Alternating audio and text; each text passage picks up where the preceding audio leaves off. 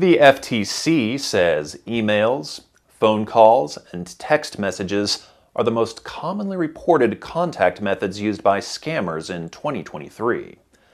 Now, the U.S. Postal Inspection Service is warning people of new scamming methods.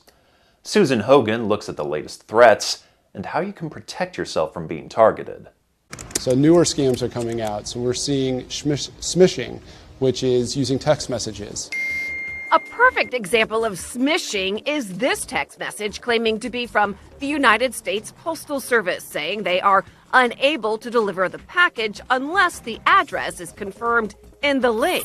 That link does not go to the Postal Service, and the message isn't from the Postal Service. But once you go there and you provide your name, your address, and personal information, now those scammers have that information.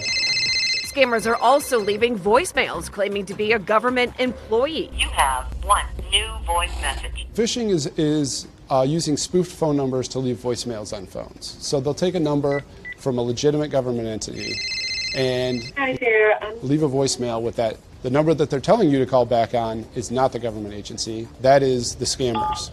Instead of calling the number left in the voicemail, search for the main phone number for the department or agency and call that one instead. And QR codes that were popular during the pandemic are still popping up everywhere as an easier alternative to search for business and information online. But now scammers are finding a way to use them against you. And the newest one is phishing, which is using QR codes. So QR codes that are put out in public or hidden, so that people scan them, and instead of taking them to the website that they believe they're going to, it's taking them to the scammer's website. Those websites can appear to be from trusted financial institutions that prompt you to provide your personal information, such as your PIN and social security number. So be careful.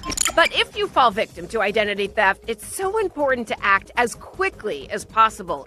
So start by reporting the fraud to the Federal Trade Commission. You can do that by going to identitytheft.gov.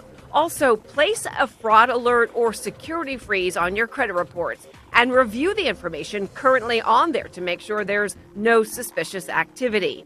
And if your personal financial information has been compromised, contact financial institutions and your lenders that you work with to alert them. That was Susan Hogan reporting. As for the United States Postal Service, they don't send text messages.